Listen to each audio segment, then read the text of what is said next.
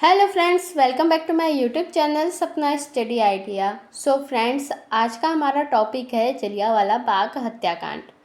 तो आप लोग भी इस टॉपिक में लास्ट तक बने रहिएगा। तो चलिए स्टार्ट करते हैं आज के टॉपिक को। तो देखिए, जो जलियांवाला बाग हत्याकांड रहता है, यह घटना 1919 में घटी हुई घटना थी। ओके, तो देखिए, जलियांवाला बाग हत्याकांड भारतीय स्वतंत्रता आंदोलन के इतिहास में वह भयावह घटना था जिसने अंग्रेजी हुकूमत की क्रूरता को पूरी दुनिया के सामने उजागर कर दिया। 13 अप्रैल 1919 को बैसाखी के दिन पंजाब के अमृतसर में यह नरसंहार हुआ था। बैसाखी का पर्व पंजाब के किसानों और आम जनता के लिए अत्यंत महत्वपूर्ण होता है। उस दिन हजारों की संख्या में स्त्री, पुरुष, बच्चों और बुजुर्ग जलियांवाला बाग में एकत्र हुए थे। इनमें से बहुत लोग वैशाखी मेले का आनंद लेने आए थे। वहीं कुछ लोग अंग्रेजों द्वारा पारित किए गए काले कानून रॉलेट एक्ट के खिलाफ शांतिपूर्ण सभा करने आए थे।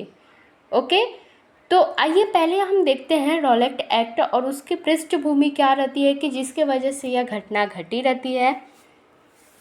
तो देखिए, ब्रिटिश सरकार ने 1919 में रॉलेट एक्ट लागू किया था। इस कानून ने भारतीयों के मौलिक अधिकारों को पूरी तरह समाप्त कर दिया। किसी भी व्यक्ति को बिना मुकदमे और बिना सबूत के जेल में डाला जा सकता था। प्रेस की स्वतंत्रता को सीमित कर दिया गया था और भारतीय नेताओं ने इसे काला कानून कहा। महात्मा गांधी ने इसके खिलाफ पूरे भारत में सत्याग्रह आंदोलन की घोषणा की थी। पंजाब, विशेषकर अमृतसर, इस आंदोलन का प्रमुख केंद्र बन गया था। जब पंजाब में विरोध बढ़ा तो ब्रिटिश सरकार ने कठोर कदम उठाए।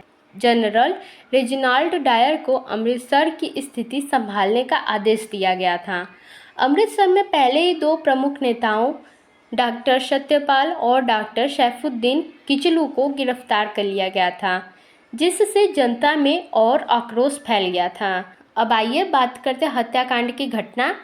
तो देखिए, 13 अप्रैल 1919 की शाम को हजारों लोग जलियांवाला बाग में इकट्ठा हुए।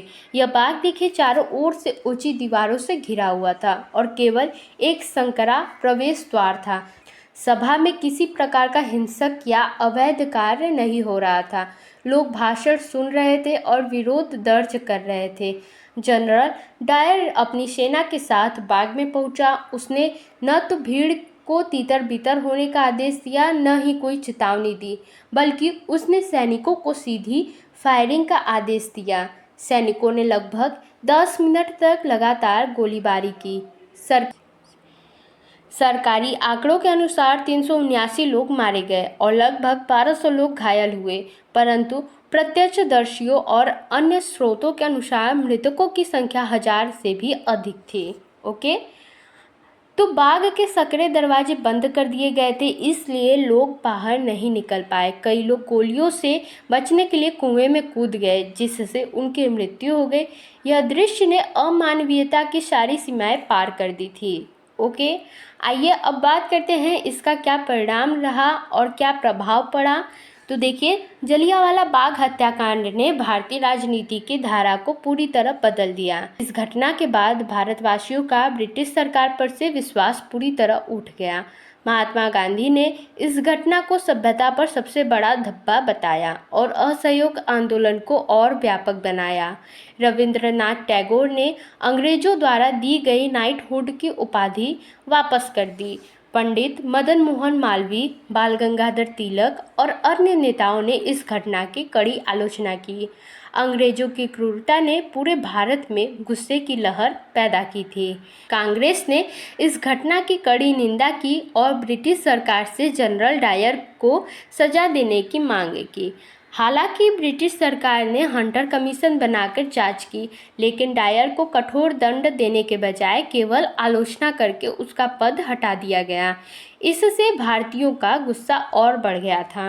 ओके, अब बात करते हैं इसके ऐतिहासिक महत्व की। तो देखिए, जलियांवाला बाग हत्याकांड ने भारतीय स्वतंत्रता आंदोलन में निर्णायक मोड़ ला दिया। इससे भारतीय जनता में यह विश्वास पैदा हुआ कि अंग्रेज केवल दमन और हिंसा से शासन करना चाहते थे। अब स्वतंत्रता की मांग और प्रबल हो गई थी। कई क्रांतिकारी संगठनों ने इस घटना को प्रेरणा के रूप में लिया था। यह घटना अंतर्राष्ट्रीय स्तर पर भी चर्चा का विषय बनी और ब्रिटिश शासन की निंदा भी हुई।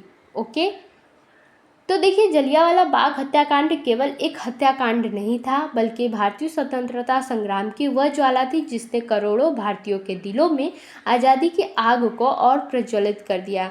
यह घटना भारतीय इतिहास में सदा अमर रहेगी और अंग्रेजों की क्रूरता के साथ साथ भारतीयों के बलिदान की गाथा सुनाती रहेगी।